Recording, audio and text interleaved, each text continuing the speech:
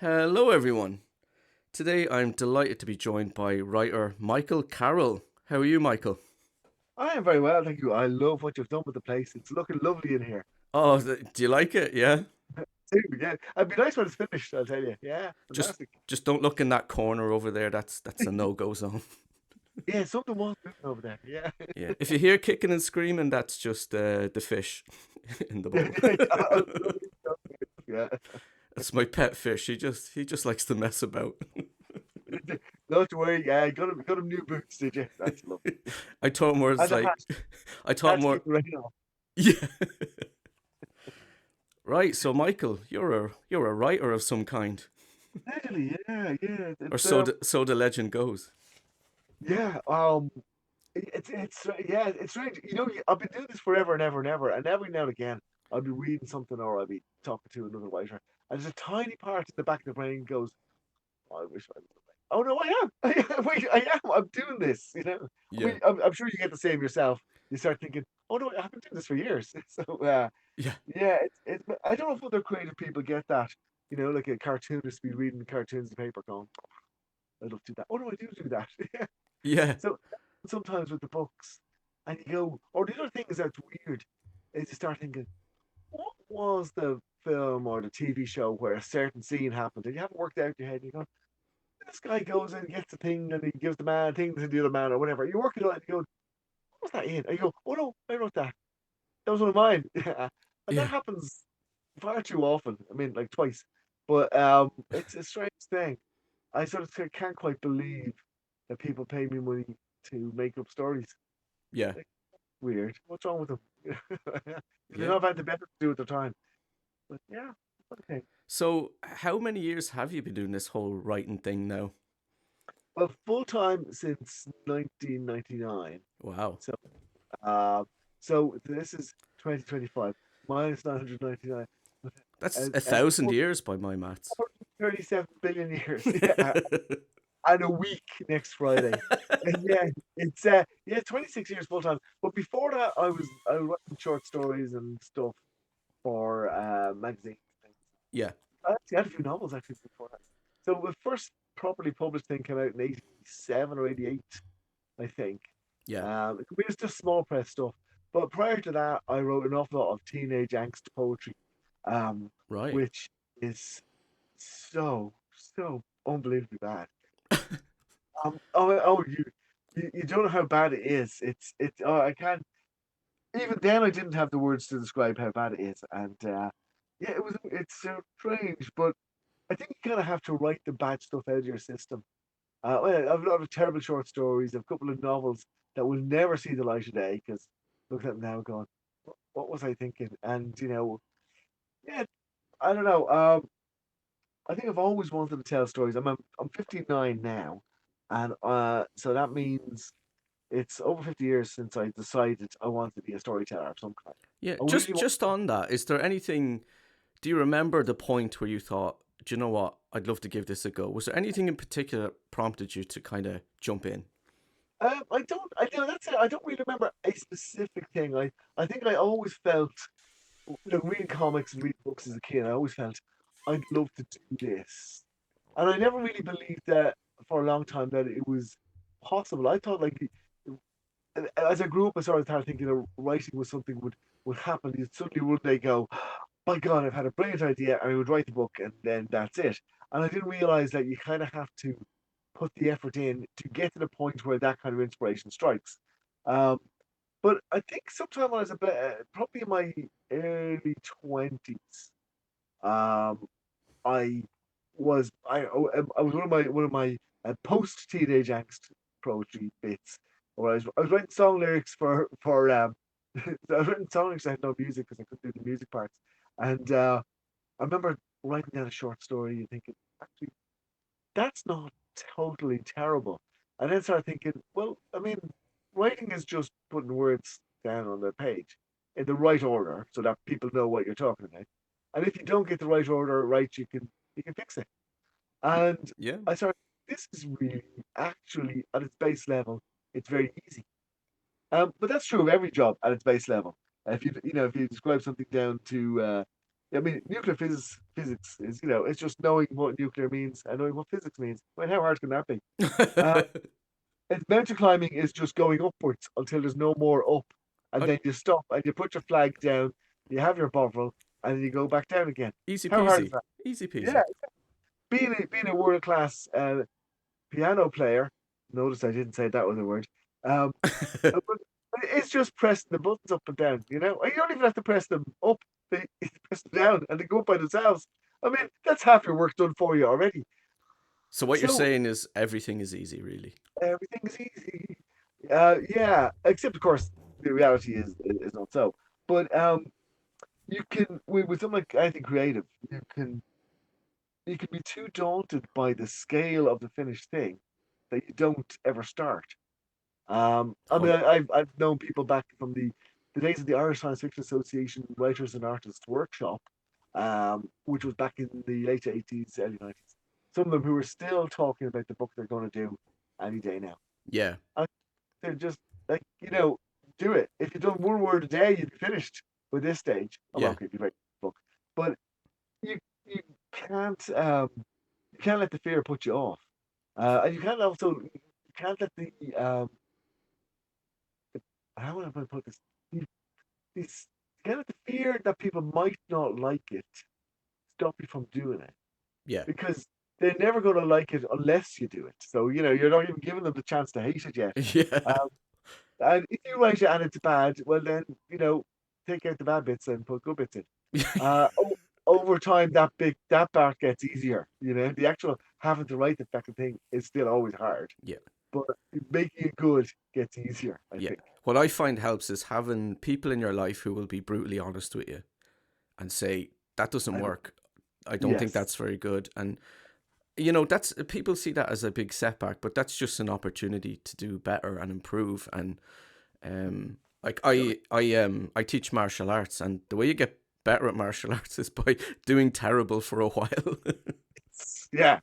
Until you go, I'll stop doing the bad bits. Yeah. Yeah, I I, I I I did martial arts as well, and yeah, there were things that I learned that I think I carried forward. Is that, yeah, you don't get good by wishing. You got to get out onto the mat. You've got yeah, to actually do it. yeah, Um, and no amount of one day I'm going to be great is a substitute for actually getting out there and hitting people and getting hit. And yeah. and then saying, "Oh, well, I go hit. Well, next time I'll try not to get hit," and that's how you learn. So yeah, it is a weird thing that so many people, they have their dreams, but all they have is all they know about their dream is the end goal. I'm going to be a movie star. Okay, well, can you act? Oh boy, no. And if you want to learn to act, when you go to the International School of Acting or whatever it's called, um, you can't just decide you want to be something and then just be that thing. You can't have a montage in real life. Yeah, Good though, wouldn't it? that'd be awesome. Okay, Yeah. what we'll do is this is brilliant saving, right? We'll build a montage machine that people can press the button and then they have a montage and then they're good at the thing, right? And the trick is we don't have to work out how to build a montage machine. We just do a montage of us building it. And then we use my God, we're geniuses. Man, that's gotta happen. You know what's gonna happen now though is that we'll fall out over whoever thought of this. And then we have become enemies and oh God, that's the whole thing again. If it wa- I'm not if it wasn't recorded, I would take full credit. But unfortunately, it's been recorded. Yeah, but you have the powers of editing, so Yes, I thank you, Michael. I just remembered. Knowing my luck, so yeah. I would get into the montage machine, not knowing that a fly has also gotten into the montage machine, and I'd come out the other end, and I'd Oh be no. part man, part fly, part montage. Yeah, that's fine. And then with the enemies, and I have to get another secret island volcano base again. So, ah, and the price these days for secret island volcano bases is just disgraceful. So, how, how do we get there? I don't know how we got there. But yes, oh yeah, writing or right-hand creative process, you have to put the words on the page. Michael Scott, who's a famous Irish writer who was my mentor, or one of my mentors, and a good friend, he said, apply seat of pants to seat of chair. apply fingers to keyboard, and just keep going until you're done. Yeah. Yeah. Vomit your story out onto the keyboard. Don't worry about making it perfect first go. When I was a programmer, we had a saying, when we were just lashing stuff out, first you make it work and then you make it pretty. Yeah. It doesn't have to be perfect. It just has to be That's a done. good point. My as I said before to another guest, my first draft is always really really rough because I just want to get it all laid out and get it kind of from A to B to C to D, Yeah, and see the kind of broad picture, and then as you said, like clean it up. yeah. Well, that's exactly. And you, I believe now. Certainly, my experience is that as time goes on, the first drafts get better and better, or there's fewer and fewer things that you want to change. The thing I just finished recently, it's about 26,000 words. Um, Bashed it out very quick, and when I came back to edit it, I took out about a couple of hundred words, did a little bit of polishing, and it pretty much remains intact. Whereas in the past, when I didn't have the experience, I would have practically rewritten it for the second draft. Yeah. And I did that. I have that in I have them where, especially in the early days, where I've literally just rewritten it and not even looked back at the first one, going, I know it's not good enough, but at least I know what the story is, and then rewrite it. Um, that's Yeah, experience gives you the ability to make a better first draft. There's a good quote that we can use now. I will edit that into a short. And we'll sell it. We'll put it on our OnlyFans. And Well, only fan for me. but uh, yeah, I think the thing I always thought, as in not thought but taught, when I was writing, is you only you can only get better if you keep going. You cannot yeah. get worse if you keep going. Practice can only make you better. Yeah. And you have to challenge yourself. If you don't know how to do it, or you don't think you want to do something, then you should. If someone says, "Oh, write me, I don't know, a western," and if you don't really don't want to, that's a very good reason for writing one, because it will stretch the boundaries. I mean, Right. I learned a huge amount by writing romance novels. I was doing kids' books. The publisher said to me, to have a romance novel in you, would you? Actually, yes, I would. And of course, the truth was, no, I didn't. I spent home, made a few ideas, wrote a romance novel. It was terrible, but we worked and worked and worked and it got better. And I learned a huge amount about writing that I Th- would not have learned otherwise. there you go. You write those novels under a pseudonym, is that right? Yeah, I did. I mean, the last one was, yeah, Yeah. yeah. When they were supposed to be solely under pseudonym. It was never going to be revealed who this writer was. But just before the first one came out, I don't know, somehow it got leaked that, oh, this person writing women's romance novels under a woman's name is actually a man. And they made a big scandal about this for publicity.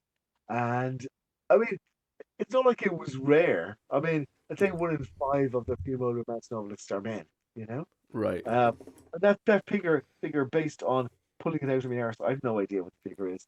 But it is a huge number. Yeah. Um, and the publisher went, "Oh, we'll run with this."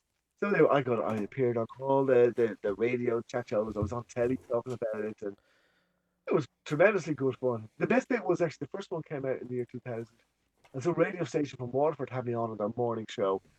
We had a great laugh, these people. And the next year, second book came out, and they made an announcement. First of all, they discovered that there's this woman's romance novel written by a man, and they're going to have me on the show. And I'm going, so I was on here last year. But I didn't say anything because, people were see.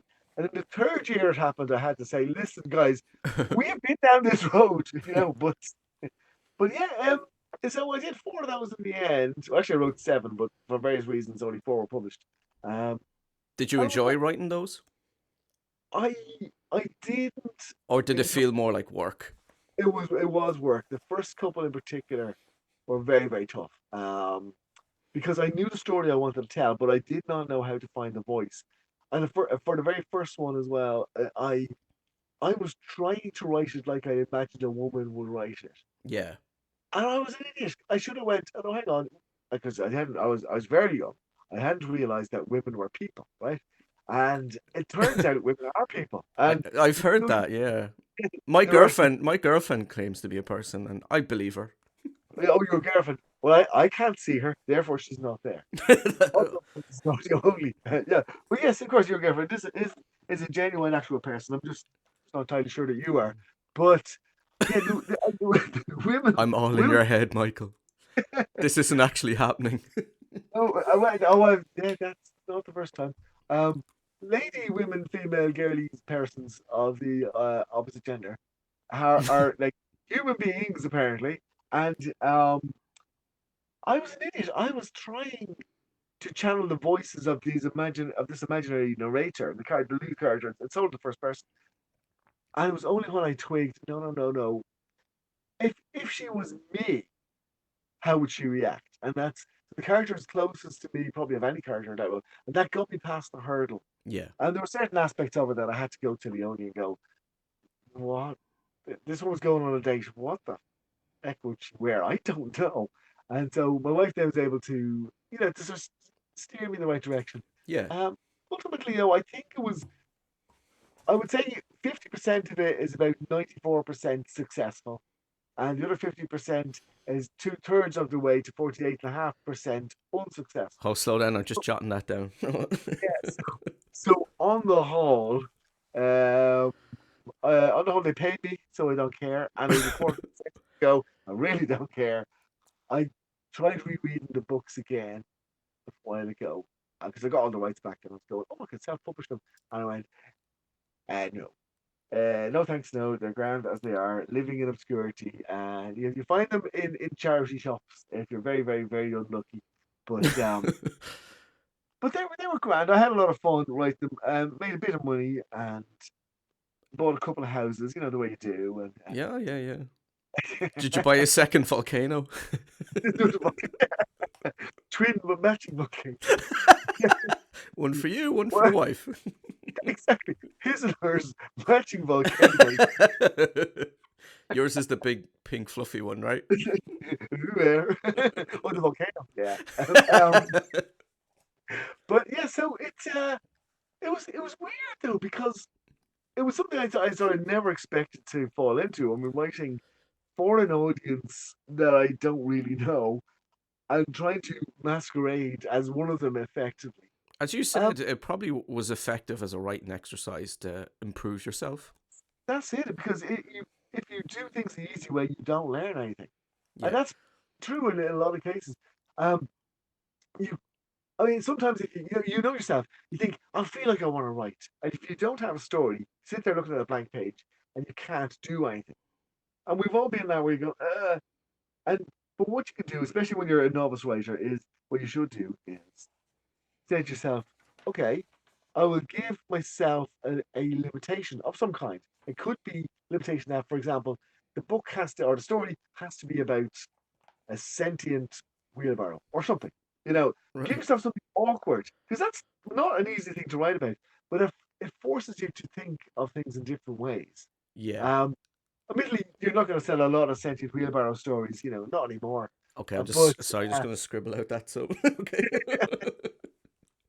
but it if you basically yeah, if the more obstacles you have, the higher you can climb.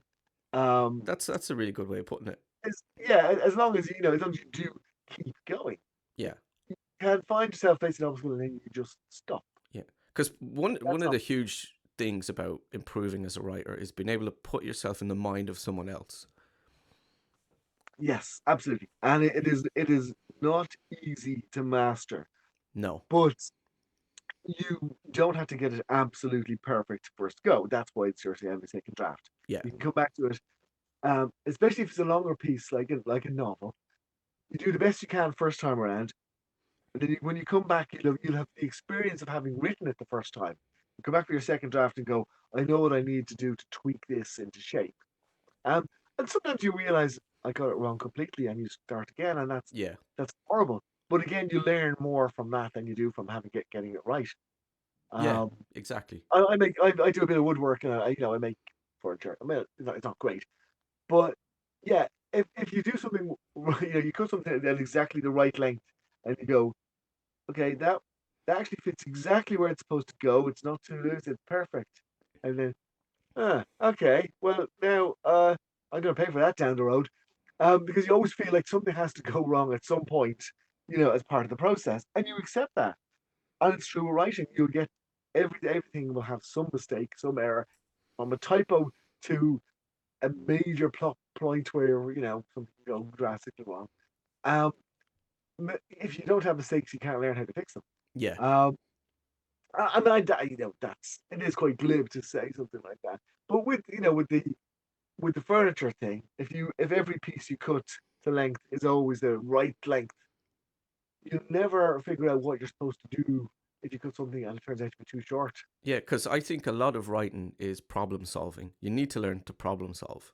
Yeah, exactly. And you can't problem solve if you don't have problems. Yeah. So you can make things difficult for yourself in certain ways. You could do the great thing that these brilliant, dazzling young novelists do, which is write their story in a cafe on their laptop. I couldn't. I couldn't. Pretentious feckin' posers, that's who they are. I, I, Um, I don't understand how people do that. I'm locked alone in a room and it's yeah, just dead silent, and that's how I that's need it. it. Yeah. See, though I was actually chatting about this at the Skill and Comic Fest. We were talking about writing. That was just this weekend. It was a great event. But one of the things I mentioned was it's a tip I got years ago from an old friend from the programming days. This guy's like to work late into the night. Didn't like the silence. He found a Welsh language talk show radio station. No music, just talking. Yeah. He doesn't understand Welsh. So he's able to play this in the background and his Yeah. voice is away. He can't be distracted by what they're saying because he Yeah. doesn't know what they're talking about. But it's a basically white noise that Yeah. helps him to kind of get into the mode. And I've tried that sort of thing, and it does work. If I play music while I'm writing, I end up singing along. Oh, And I can't. I can't have anything on. Like I need dead silence because, like you said, yeah, I'll get distracted, or the song yeah. will go into my head, or no. And if you're just playing like instrumental music, then I'll just end up making up lyrics. You should hear the dirty limerick version of Beethoven's Fifth Symphony that I made up. But yeah, so you have to, yeah, you can make things hard for yourself when it comes to story and structure and characters. Uh, if you want to stretch your skills. But in reality, what you need to do is make the writing process easy. Don't go somewhere where there's lots of people running around and baristas shouting orders about coffee, or little kids running around the place, or don't write in the pub.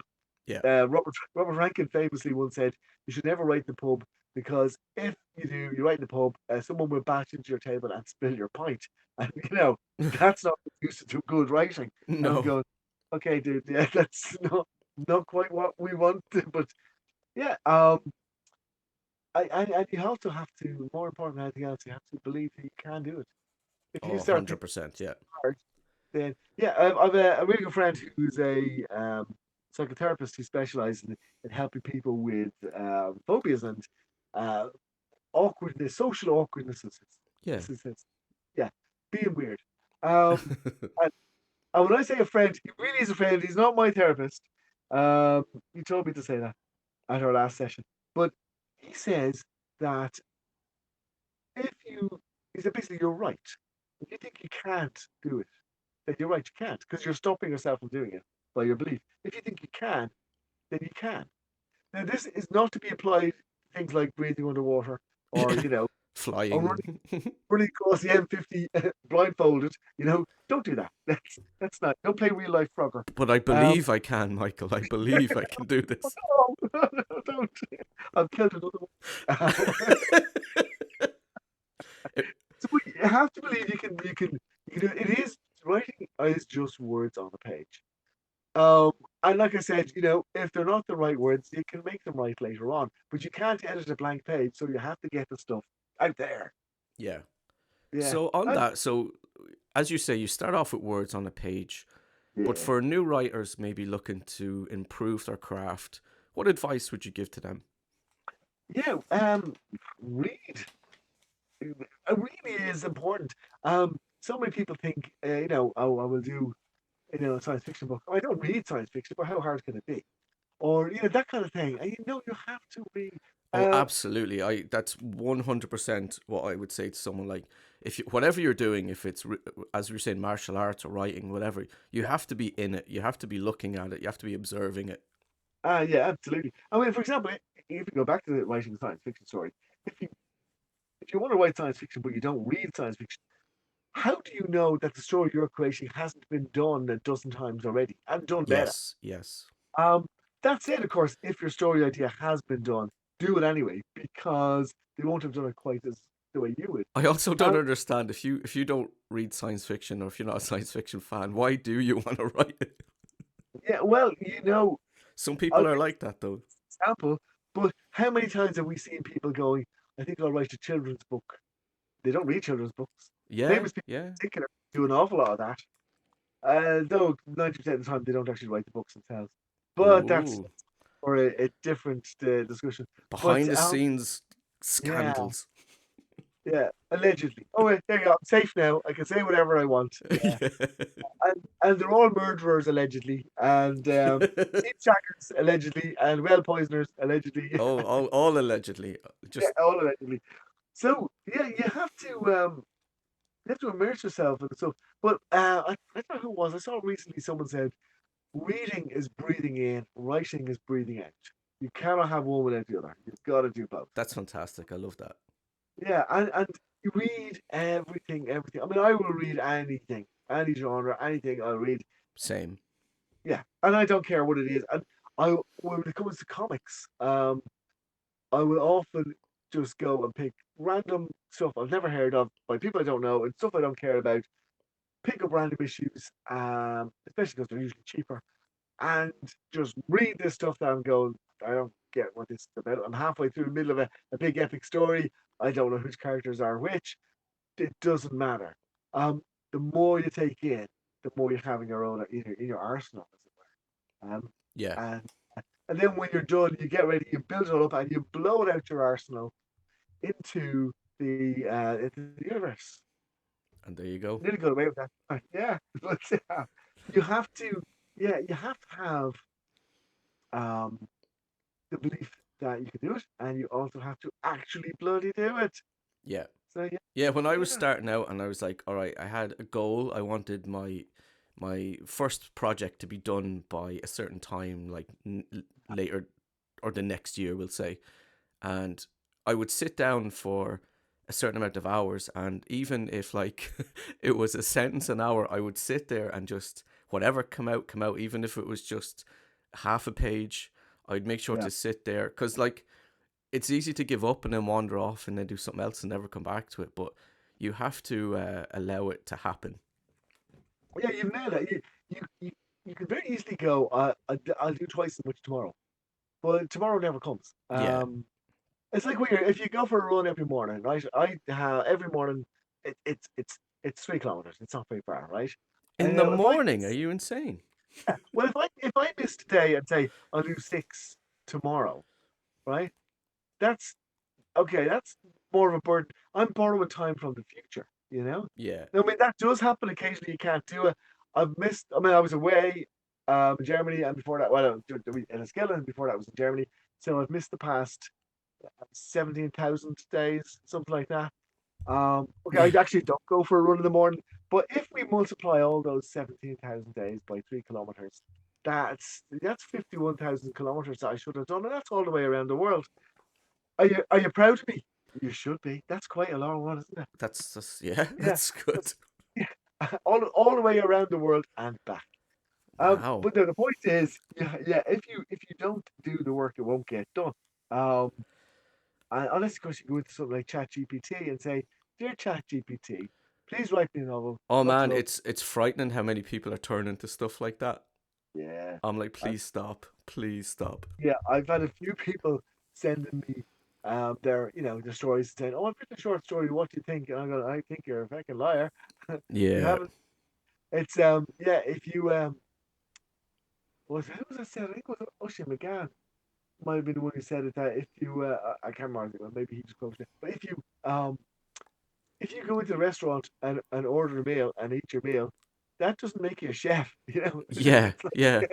Yeah. so I chat also GPT. I also don't understand that like cuz part of the reason I wanted to do writing, like even if I never sold a book, I would still want to write and sit down and write something, because there's more to it, than just making money and selling books. Like you might want to express something or talk about a certain subject, and I can't imagine doing it without that want to express something. Yeah, I mean, and even if it's as basic as saying I want to make people laugh, Yeah. or I want them to feel like I felt when I saw Serenity or something like that, you Or saw know. that guy driving down the motorway in the blindfold, believing he could do it. Exactly. Yeah. And luckily he survived, but we got him on the way back. Um, but yeah, you have to, if no matter what reason you have, that will be enough, hopefully, to drive you to create a thing that didn't exist until you made it up. And that's the beauty of appreciating about writing. Um, and also, I mean, it's a little bit egotistical, but the books that we write, the stories we write, the games we create, if we're writing computer games, this kind of thing, they will live on after us to a degree. Yeah. It's kind of it is a bit of an ego trip, but that's for the same reason some people have children, so that's fine. Yeah. Um, and I, books are cheaper than children. You don't have to buy books, new shoes. You yeah, know, yeah. I mean, you don't I, have to, I but you wish all can. them years ago I went to the library instead, but here I am. um, Yeah, so, for people who may never have read a Michael Carroll book, where would you suggest new readers start? Where's a that's a where's where's a good jumping on point for someone who hasn't read a thing from you? well. I mean, I've written so many things in so many different genres. It's hard to pick stuff that's A, good, and B, still if it's still available. Um, Right. yeah, I'm if it's a horror book or it's a dark science fiction, I'm really proud of the Razorjack novel. Razorjack was a comic book character created by artist John Higgins, Yeah. and he was. It was. I mean, John's a good friend of mine. We were throwing ideas around for various things. He was saying, "Oh, we'd love to go back to Razorjack and do it again." And Razorjack's this evil alien, extra-dimensional being who wants to kill all life. And I was saying, "Oh, you should, you know, do a novel." I went, "I should do a novel." I said, "I'll write you a Razorjack novel," and I did. So, mine was an original story set in the universe that he created, and I had an absolute blast writing that. And Yeah. I think it's very, very dark, quite funny in places. But I spent so many years writing young adult stories where um, there's only a certain amount of things you can do. It's like one Yeah. decapitation per book kind of thing. Yeah. I might even be fewer than one actually, but no bad language. This. So then I was let loose on this Razorjack thing, and it is the most intense, insane, violent, and nasty, nasty thing. Isn't there something very cathartic about just having no restrictions? Oh yeah, yeah, yeah, exactly. I mean, you know what it is? Going back to my athletic days, which are going to start any day now. It's like when the weights on your ankles and your wrists to train you while you're running, and then one day you let them go and you feel like you can fly. Yeah, It yeah. was Mine was like that, but with more blood and an awful lot more swearing. Um, that was really good fun. But the problem with that book was the publisher who'd been doing the graphic novel at the time, something John wrote and drew. They published the book, but they never published an actual prose novel before. They didn't know what to do with it, Yeah. so they did the test print run of only about 50 copies, I think. Um, Sent it out to a few places for review, and they were quite well reviewed, quite well received. A few copies escaped into the wild in general, um, and then nothing happened.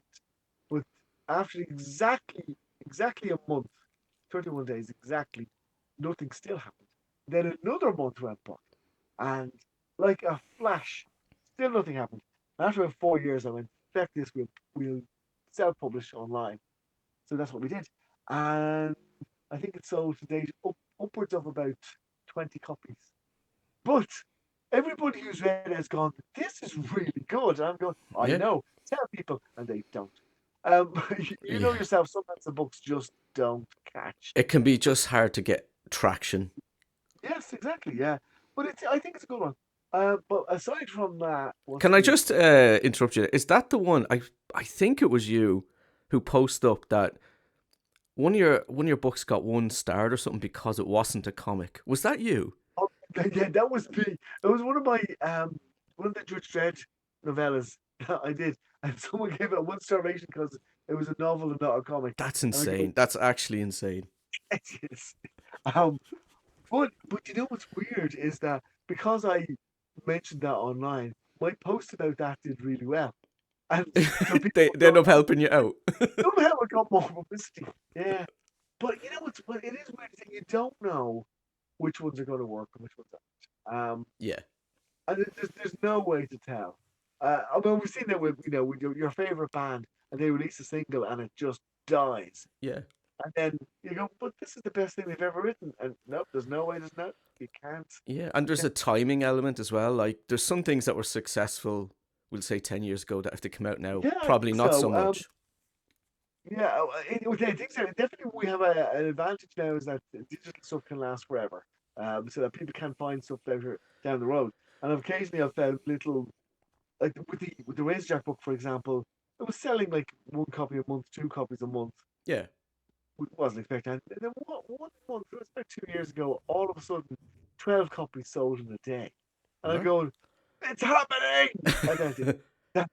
That was as good as it got. Yeah, But yeah. in my head, what happened was someone on some horror fan site or horror site found it, read it, loved it, and recommended it to their It friends, and gave it they a all bump, yeah. they all bought it. But none of those makers read it, so it didn't carry on beyond that. Yeah. But Or sometimes people buy something and they don't read it for years. yeah, I am guilty of that. I have Same, I, yeah. I've got probably 30 or 40 books here in this house. I know, calm down. I know.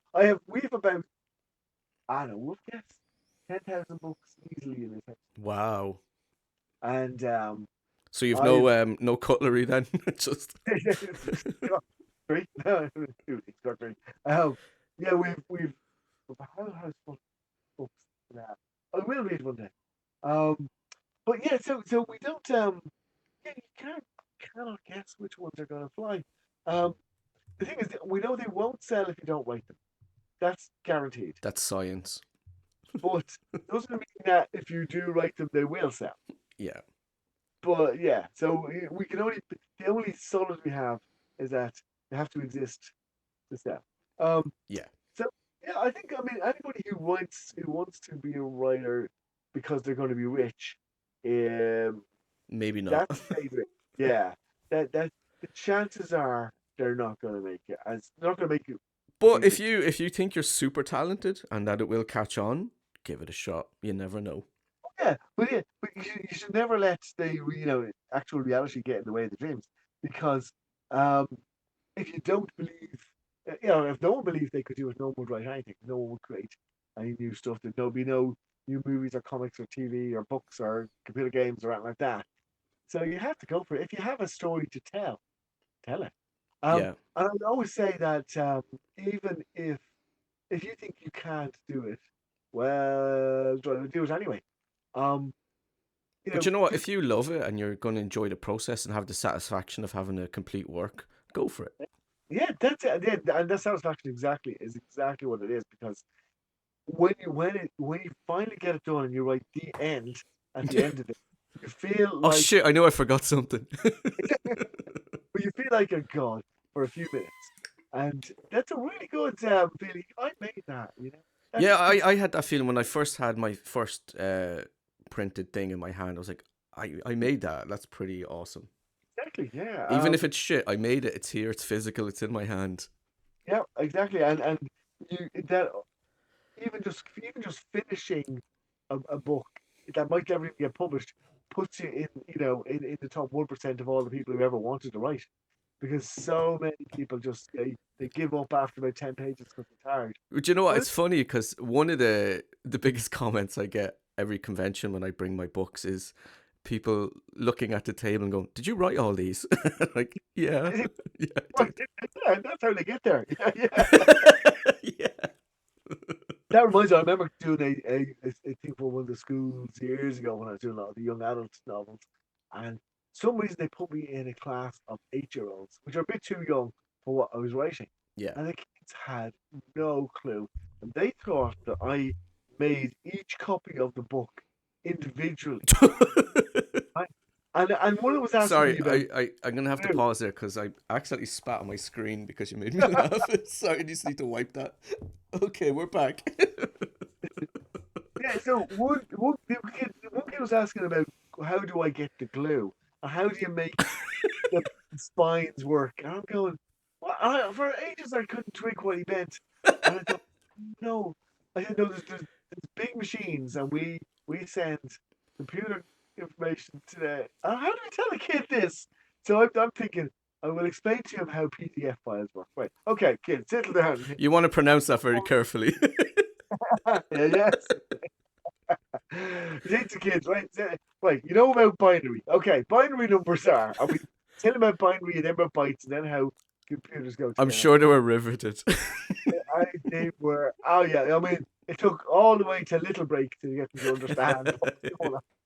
But yeah, so the kids had no concept. But then again, you get the older kids, who were like 11 or 12 years old.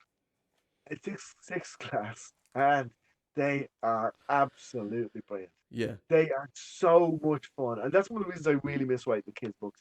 Is that the kids are so much fun. But then if you accidentally go a year further into the first year kids, they're the most obnoxious little toads because they know everything at that yeah. age.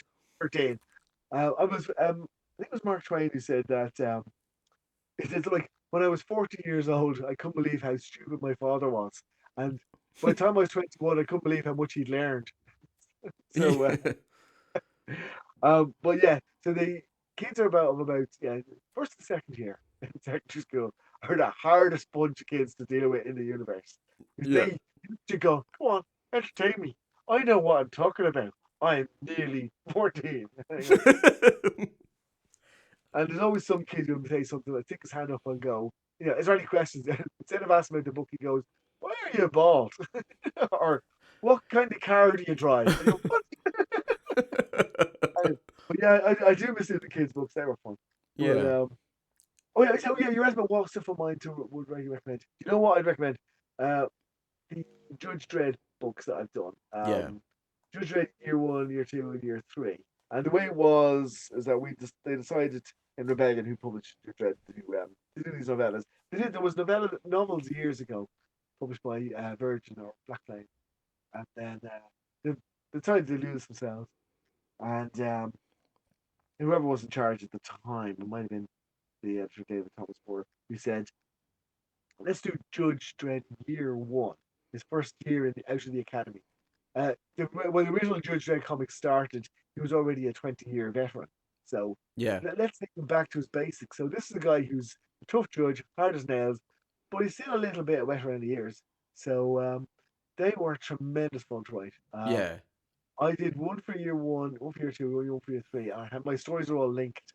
So then at the same time, I did a trilogy of novellas for Rico Dredd, who's Judge Dredd's brother. Yeah. Uh, so I told his story, but from his point of view.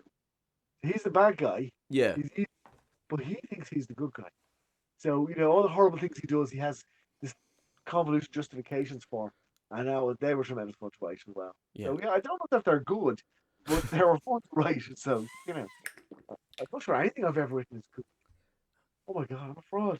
Ah, You hear never a it here fraud. first, folks. He's a complete fraud. I didn't say complete fraud. Oh, how dare you? I'll be No, honest. I thought you were the writer of Judge Dredd. This was a big mix-up. Judge Judy, yeah. That would be a Uh, crossover I'd love to see. oh, yeah, I'm sure someone has done it in the fan scene. You Yeah. know what? You know what's hilarious is Judge Dredd has been going on for it'll be 50 years in 2027. So Wow. 48 years, and there are still people who basically make the joke about the stories being dreadful. And we're Oh, going, guys, do you not think that maybe we've heard this one? I it's mean, maybe a bit yeah, overdone. yeah.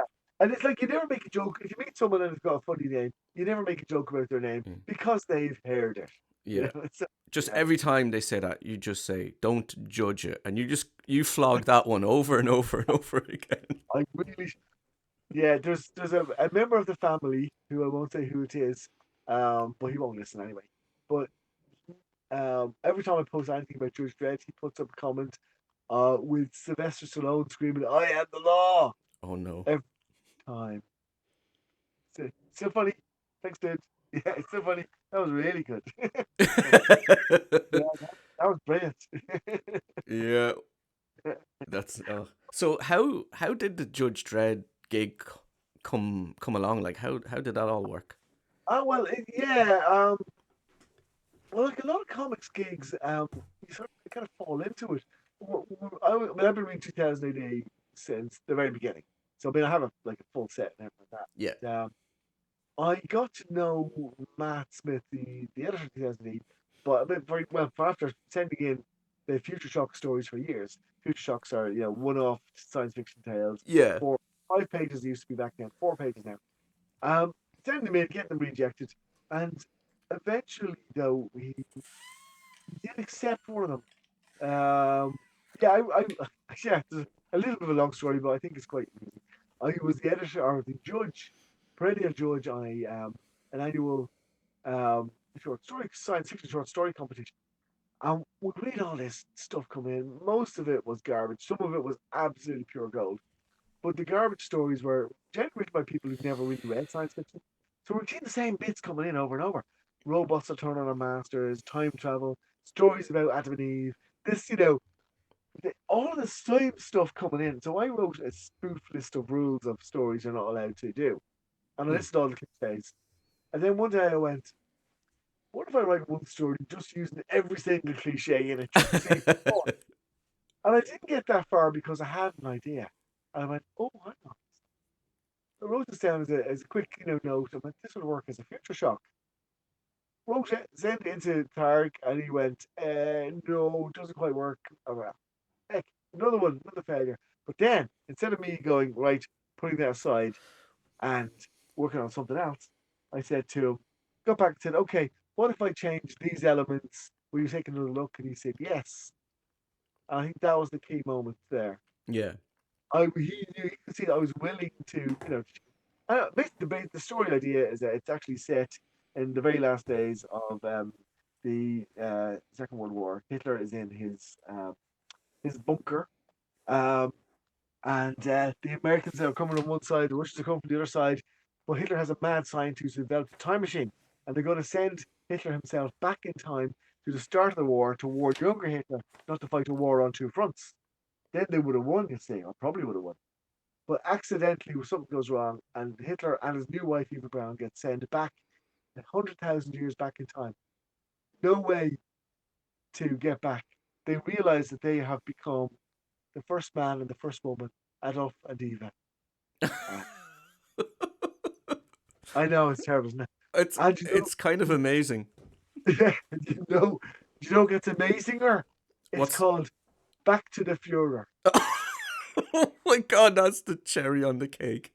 isn't it? It's a poison cherry, but it's a cherry. But it's Right? there. Yeah. So I wrote this, sent it in, Oh my and god. um, Matt, the editor, gets back to me and says, "Okay, send me an invoice." And I go, "Hey!" So I went to Leone. How do I do an invoice? So then I think the next one I got published was like professionally published. I was doing some small press stuff. Next one in 2008 was like 18 months later before I got another idea past him. Yeah. And then he got back to me and said, "We're doing these one-off tales for the Judge Dredd magazine, and they're set in Mega City One. It's set like a Future Shock, but instead of being totally self-contained, story set in Mega City One. You can't have Judge Dredd, you can't have any of the major characters, but just a one-off standalone tale." So I wrote a couple of those, and they were accepted. Actually, 3 or 4, and they were all accepted. This money is just rolling in at this stage. Really very tiny amounts, very very slowly, but it was rolling. Yeah. And um, and then he said, out of the blue, "Do you want to pitch ideas for Judge Dredd?" And I go, "Yes, I do." So I was very lucky. Yeah. I must have caught the right voice that they were looking for. Yeah. Um, 'Cause there are other writers. who have been writing for 2008 for a long time now, and they've never been asked to write Dredd. So, or if Right. they have, they haven't got through the mill. Um, Yeah. so I was lucky. Having read all of the, every issue 2008 for years probably helped. I have a huge background in reading science fiction novels. Um, So you and felt like you had a really good grasp on the character. I think I did. I mean, it was only when I started writing it I realized, yeah, I know how Dread works. And not in a fanboy kind of way. And that's not to disparage some of the writers, but a few of the Dread writers, you read their stuff and you go, yeah, they're not quite getting it. They're writing the Dread they're reading. But You see that a lot when someone starts writing an established character. It can come across a little bit like fan fiction. that, sorry, that is exactly what I was going to say. Yeah, fan fiction. And there's one or two of the big name Dread writers, or who have been, who will admit themselves now that their stuff wasn't up to scratch. Now, I'm not saying that mine was, but Yeah. I think I got it quite early on how to write Dread. Um, and I, I don't know. I mean, I know John Magner, who's the co-creator of Judge Dredd, has publicly said that yes, Michael Carroll knows how to do it. He gets this, um, That's and great. which is great praise. It's also one that does not transfer into other jobs, but it doesn't. You can't go to the bank and go, well, yes, I may have no money, but look what John Magner said about me. The bank manager goes, ooh, let me put you through to our John Magner division. No, that tends not to happen. Right. But yeah, so I think I was very lucky. That's not to say that other people shouldn't try because they should. Um, but uh, I mean, over the God, how many issues of 2008? Hang on, I look it up. I've got my computer here. Um, how many 2008? How many episodes of Judge Dredd? I don't know, 200 and something episodes. Yeah, nearly 1,700 pages. Over a long period of time. Yeah. So um, yeah, I'd say a good 10% of them are really good, and some of them are just boring, Yeah. or they just didn't quite land. Um, Well, the but character's been around for so long, it's kind of inevitable that you get a lot of not so good ones. yeah, yeah, sure. Like you also have to, as a writer, when you have to say to yourself, yeah, I'm okay that it wasn't perfect. Not while you're writing it, but looking back, Yeah. you can't beat yourself up over the ones that didn't quite land, because well, you can't change it. So you got to go, yeah. What was my lesson there? Okay, move on. Don't make that mistake again. Um, and yeah, there's a few of them that I think, yeah, I could definitely do.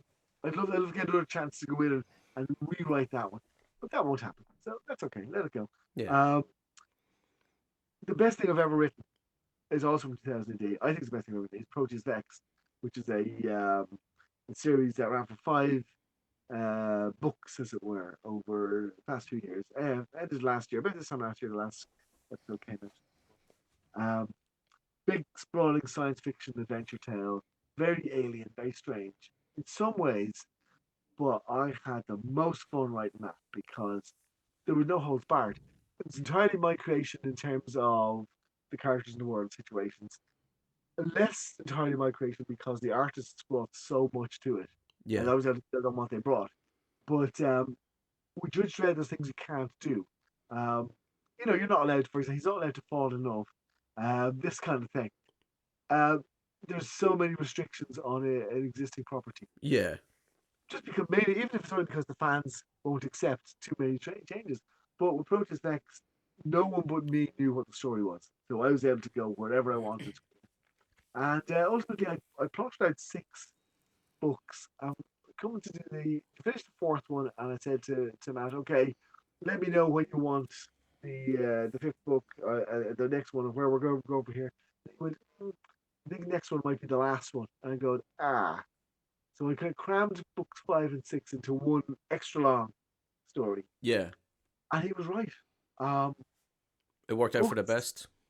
yeah, because it forced me to rethink some of the bits. that I was putting in because I wanted to write them, not because they served the story. Yeah. I dropped a fair few things, and there's a scene towards the end. I won't spoil it for anybody, but there's a scene towards the end where there would have been originally a huge, big space battle that lasted 3 or 4 episodes. And because I thought if I drop that completely, that saves me a huge amount of space. But I have to have this battle because, and I went, oh, and I thought of a way around it. And I found that with Dredd. Remember I mentioned before that if you have obstacles, it forces you to climb higher. When we did Dredd back in the day, there was 4 or 5 of us taking turns writing Judge Dredd, and then we got an email one day from Matt saying, "Oh yeah, there's a story coming up called Day of Chaos, and by the end of it, Mega City One will be almost completely destroyed." And we're going, "What?" But all of our stories, like no, all the stuff we got lined up ready to go, it's going to have to change. But so it was really tough. But I came up with some story ideas that I never would have thought of if that hadn't happened. If Yeah. Matt had this rock in the pool, the ripples would never have reached us. Yeah. So I came up with one of my favorite stories from that is called The Forsaken, the 6 part Dread story. I couldn't have written it if John Wagner had decided, let's destroy Mega City One. And the same with Brutus Vex. I got a very what I think is a very satisfying ending that might not have landed quite so well had it taken that much longer to get there had we had the full 6 series to run into. So Yeah. yeah, sometimes life throws you a curveball, but since I don't know sports, I don't know what that is. I You know, feel it's a bad thing or a difficult thing to deal with. you feel So like I've heard. yeah, because with your special karate powers, you could just kick the curveball out of the way, Yeah. out of the stadium and into the back of the net. Hooray, Yeah. touchdown! Because I Yeah, believe I can. exactly. Trust in yourself. Yeah. See if you can breathe underwater. Or no, no, don't. No, really. Well, yeah. Some weird stuff happens. Like if John Wagner had decided to destroy Make City One, I wouldn't have got the Forsaken. That story led to other things. Yeah. It was always built on and built on and built on.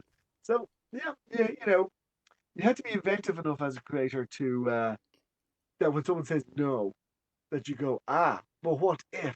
And you throw something else out Yeah. that adheres to their no, follows the no, but it also gets you what you want somewhere down the line.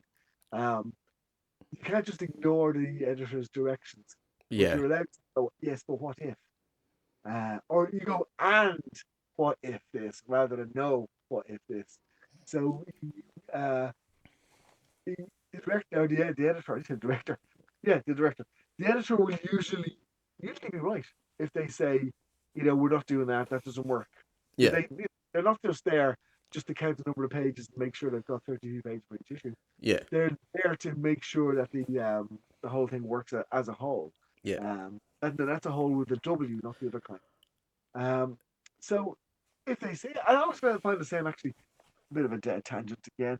That we've never done this yet, but I'm going on a tangent now, Steve. Oh, Um, here we go. yeah, when you're writing comics, you write the script to tell the artist what you want to see. But if the artist goes, no, I've got a better way, 99% of the time they'd be right. Do you know what? I've had that experience when I first started writing comics.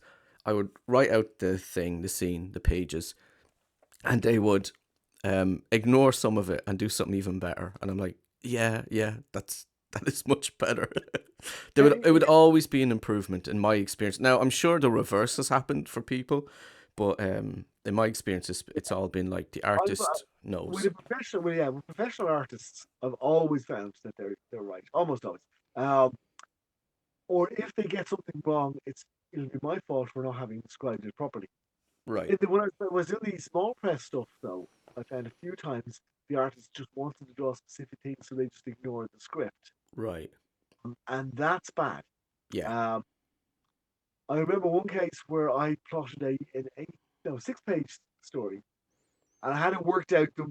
It was people who don't write comics probably don't realize that. Yeah, you have to do things like you have to take in mind into your mind what how each page ends, especially the right hand page of a comic. Whatever's yes, on the right hand page leads them to turn the page to the next part of the story. which also means that if you have a secret reveal, you don't have it on the right hand page because they will accidentally glance at it first before you get Yes. the story. So you have the reveal on the left hand page. So I had all this worked out, 6 page story. It wasn't a major one, but the artist decided, I like the story so much, I'll do it as 9 pages. Oh So God. 9 pages meant that he stretched it all out. All the pacing was completely off, and the story just doesn't work. Ah, that's a shame. It is, and it's an amateur mistake because, well, we were amateurs. So, Yeah, yeah, yeah. I mean, starting I off didn't, anything, you're gonna make these little mistakes. oh, yeah, I'm sitting, yeah, and when I explained it to him, I didn't see it until the work that it was printed.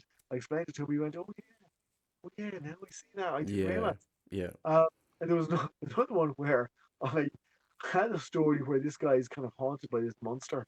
And we finally get to see the hideous monster. And it looks like a giant chicken man.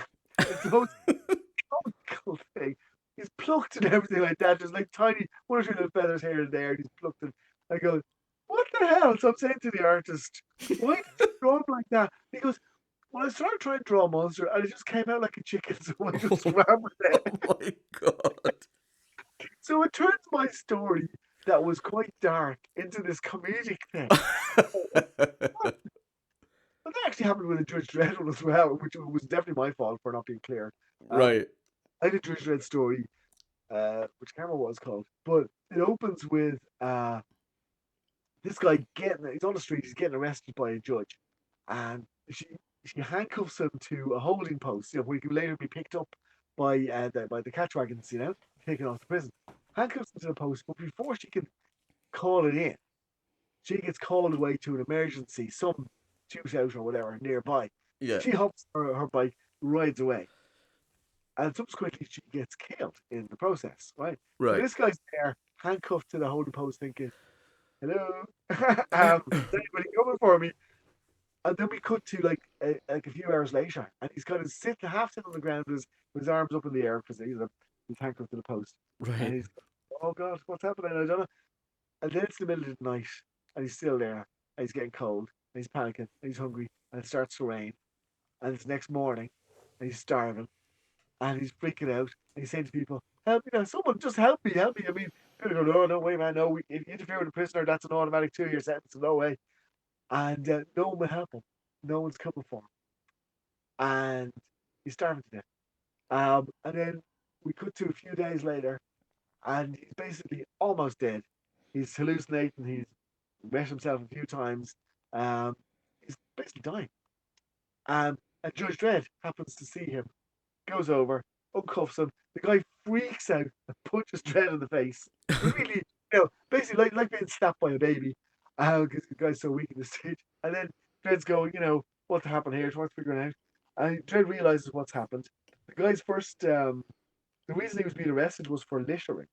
He's now nearly died. right. Uh, but he's also just assaulted a judge. Yeah, So I won't spoil the very end, but he gets hauled away.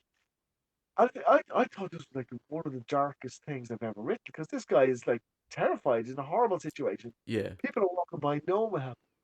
The problem is the artist, who is a brilliant artist, I have to say, drew it as all kind of almost comic, bright, sunny, almost like a comedic thing, like a farce. yeah. I should have made it very clear this has got to be dark. This is a Right. horrible. So they got the tone wrong. Yeah, exactly. Now, well, I'd say collectively we got the tone wrong. I would Yeah, not yeah, because he's genius. He's a fantastic artist. I did make it clear along the way that this should have been really nasty. It should have been done in black and white, that kind of thing. But it was quite colourful and bright and, you know, almost cartoonish. yeah, And so the lesson I learned there was, to be clearer in the scripts. This is going to be dark. Um, I don't know that the readers necessarily would have read this and gone, but they would necessarily read it and gone, yeah, this doesn't feel quite right. But I certainly did as the writer. I'm looking at it going, no, this we messed up here. right. Well, But the it's one of many that happens. No y- regrets, but certainly lessons learned. yeah, So what are you currently working on? I'm doing a podcast with my mate Stephen Carey. Oh, I've heard of It's him. yeah, no, oh, that's dangerous, Yeah. dangerous. Yeah, Although, he doesn't own a volcano, so he has that going no, against him. well, not Yeah. yet. So, People I look know down people look down on him because he doesn't own a volcano. yeah, there's a bit of a volcano. They look up because he'd be on the top of the volcano. On the planet Mustafar or whatever. Because like in Star Wars, Is that are you not familiar Simba's with Star dad? Wars? It's the same voice. Ah, yes. There's a good connection, yeah. But yeah, so what I've just finished like recently finished a novella thing, which is I can't talk about because Right. I'm not allowed. Also, another thing coming up soon, a 5-part comic book series that I'm not allowed to talk about too.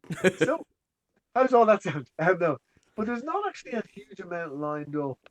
I was deliberately clearing the decks towards the end of last year because I've got a novel that I want to get cracking into, Ooh. but it's taken so long to sort out these other things Yeah. that I haven't started on the novel. I don't even know what it's about yet. Well, I've got vague ideas of what I want to do, but I want to do a big, proper science fiction adventure. Oh, I haven't. fantastic. We must, Uh, yeah, keep us updated on that. That sounds really interesting.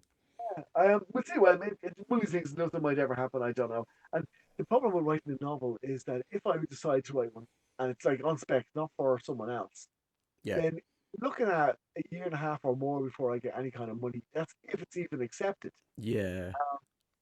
But if someone from 2000 AD or some other comic comes to me tomorrow and says, "Can you do a part Judge Dredd or whatever?" I would go, "Yes," because that's money now, as Yeah. it were. Yeah. And you've got to keep the wolf from the door, Yeah. or in case you get yourself a wolf flap fitted so it can come and go without disturbing you. But don't you don't work, you know. If someone says, "Can you?" you say yes. Yeah. Um, I mean, that's the thing. someone Yeah. someone says, you want to go back to writing the romance novels again? Oh, is there money? Yep. Yeah, absolutely. Yes, I will. Yeah. Um, Has to be done. yeah, it does. And again, writing stuff that you're not familiar with or not comfortable with, means you learn stuff along the way.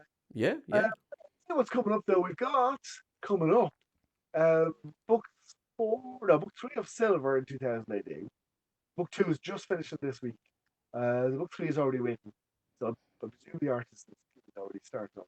And then book four of Dreadnoughts. Wait, yeah, book four is coming. I'm sorry, I can't remember what I've done and what's been out. Dreadnoughts is a series in 2018 or in the magazine, which is the very early days of the Judges when the Yeah. police still cops on the streets.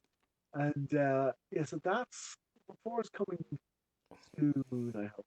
And I'm actually gonna have to start working on book five for that. But then next year we have the Trigon, New Adventures of the Trigon Empire. Um, so the Trigon Empire is an old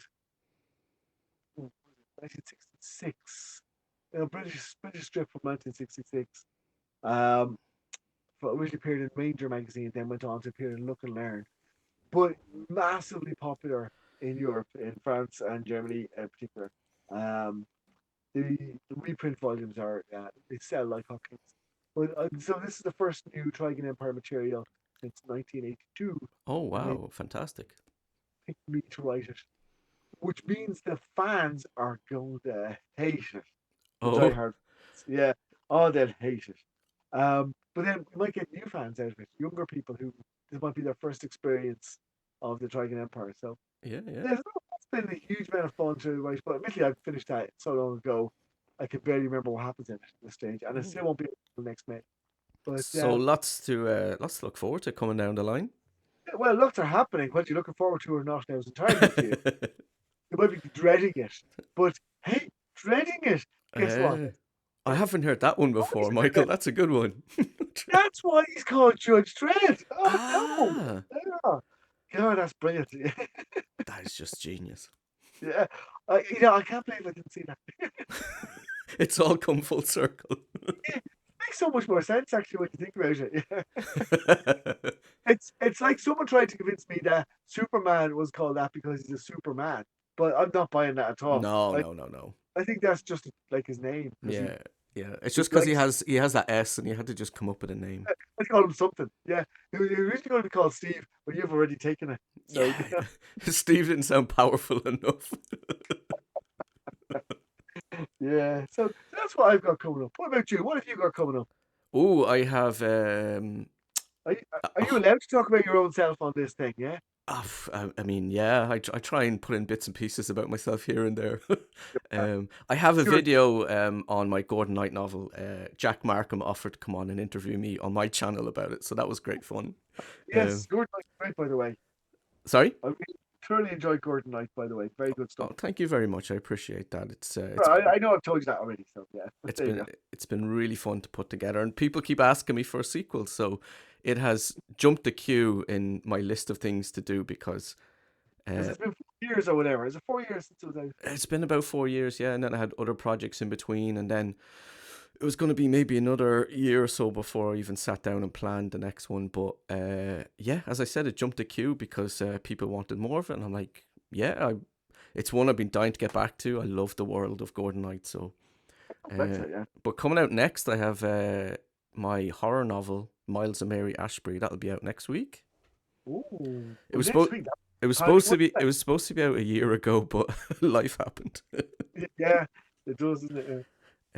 So yeah, look out for There Miles and you go. Mary Ashbury. It's my favorite thing I've ever written. I'm so excited to get it out. Oh, that's a great feeling, isn't it? Yeah. Yeah. Although you'll probably always think that about your newest thing, the recency bias. Yeah, well, yeah, that's true.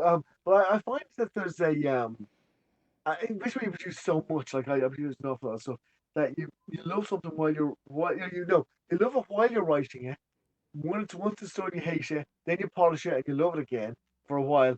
But then it kind of fades until one day you go back to it and go, "That was really good," and then Oh, you love it again for a little bit.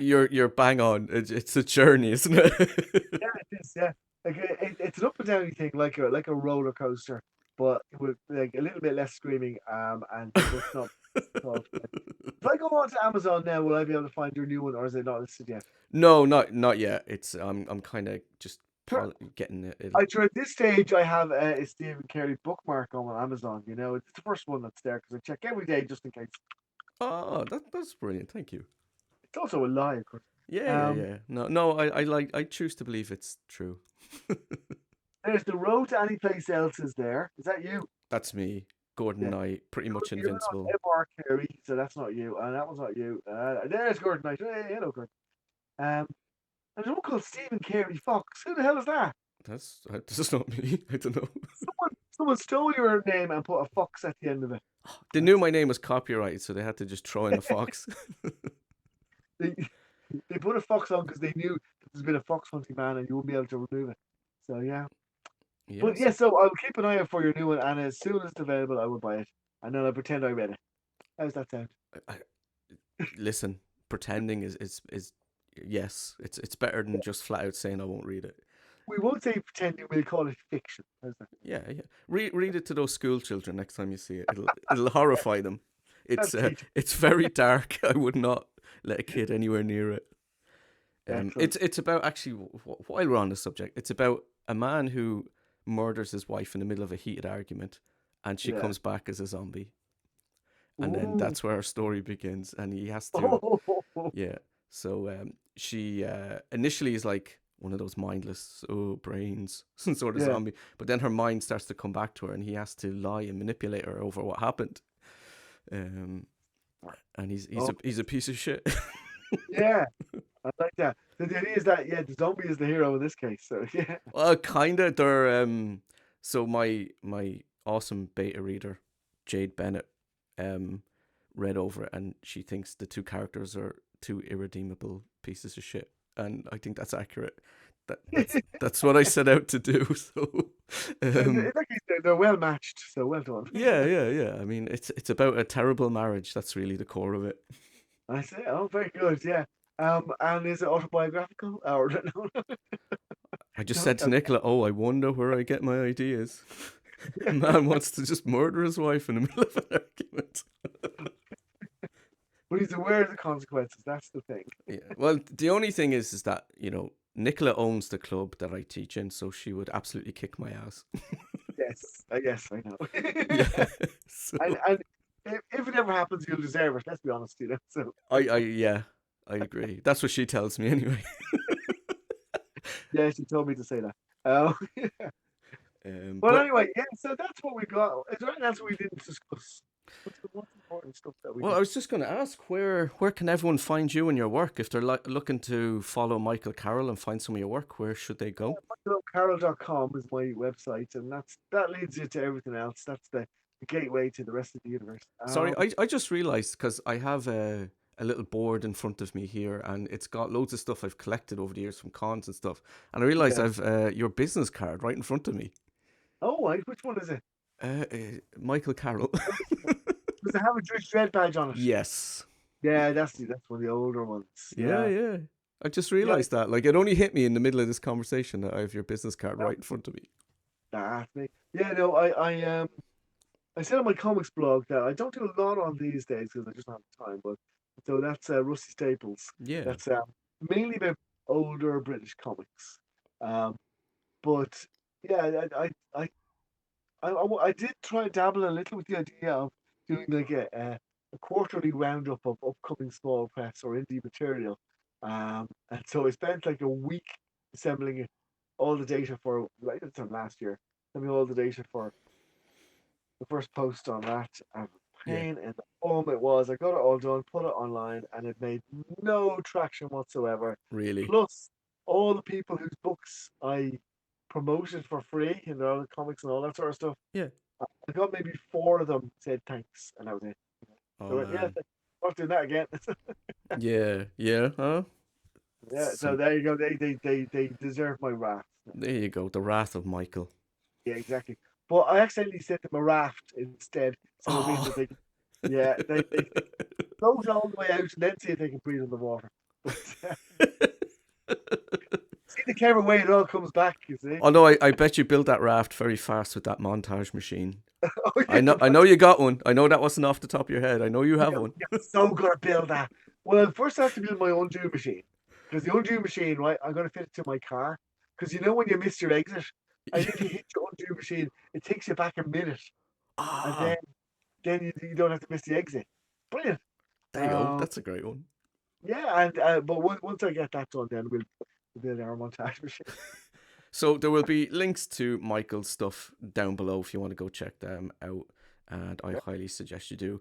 And thank you so much, Michael, for being an awesome guest. I'll absolutely have to have you back on.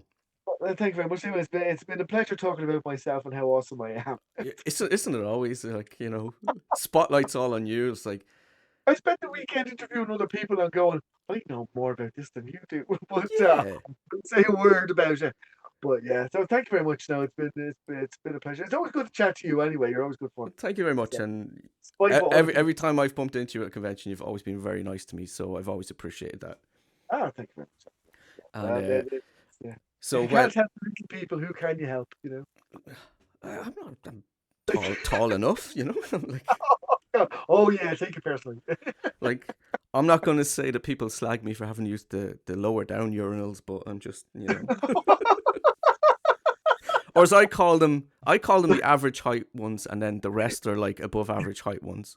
But no one's buying it, so You'd always argue that the lower down ones are not due to height but due to length. I mean, I would like to believe. Hey, there is the. Can we? Do you want Do to you hear know a what dirty you joke? said? It's possible. If you believe it, it's possible. So I'm going Do to you want to spend hear? all night believing that. Do you want to hear my favorite dirty joke? Right? It's As, two guys, two really manly guys, always boasting about how manly they are, and they've been on the beer all night, and they're going home and walking home, and they're on a bridge and decide to have a pee into the water. right. So they're peeing, and one of them goes, "Water's cold," and the other goes, "Yeah, deep too." I like Good. it. I like it. I like it. I think Nicola get a Wait, kick you out might of have that to one. put that bit out. No, that's gonna be our like little short that introduces this whole thing. Yeah, well, it's not my original joke. You see. So, Oh, so we yeah. could be copyright stricken. Imagine over that. It's like we get away with playing a bit of Stairway to Heaven, but we don't get a bit of play away with the jokes. The Yeah, if you get a copyright strike, well, that's just tough on you. Yeah. So again, thank you so much, Michael. I really enjoyed that Very welcome. conversation. Thanks so much for inviting me into your home, You're, supplying me with yeah, virtual teams. yeah. It's As I said, just avoid that corner on your way out. You don't want to absolutely, yeah. go. If it uh, chases me, I'll hop over the wall. I'll be fine. that's it. So when I stop recording this, hang on till the Sure. end so that I can tell you what I really think off air. There's a post credits bit. Brilliant. Yeah. I always like to make sure my guests weren't like traumatized or anything, or you know, some aftercare I find is sometimes necessary. Um, yeah, so if you enjoy listening to Michael, give this a like and subscribe if you haven't already. And we will be back. Myself and Jack next week are doing a video on Hellboy, the original Hellboy movie. What do you think of that one, Michael? Absolutely love it. Yeah, Fantastic. it's been a And blast to watch over again. I've just heard. Did you hear? This might spoil things. Just heard. Apparently, the go ahead has been given for Ron Perlman and Guillermo del Toro to go back and do Hellboy 3. Oh, no way! I did not hear that. Just heard that the other day. I don't know how true it is, but it sounds like it might be true. Yeah. Yeah, so they're going to bypass the other movies and do Hellboy 3. Wow. Cool, isn't it? That would be awesome. I'd love that. Oh, no, wait, maybe I'm thinking of Fun Boy 3. No, that was different. That's a different one. Heaven Lad. Is that the guy you're thinking of? Oh, yeah, like the Lidl version of Hellboy. You buy Hellboy on Temu. Heck, man. Heck man. It is I, Heck Lad. All right, thank you so much, Michael. And as I said, Thank you just very much. hang on just after I hit. Will I do. forgot to say that to you start, so I'm just saying it now. I always forget to say that bit because sometimes I stop recording, people hang up, and I'm like, okay. Oh, call them back and apologize. Yeah. All right, thanks everyone, and see you again next week.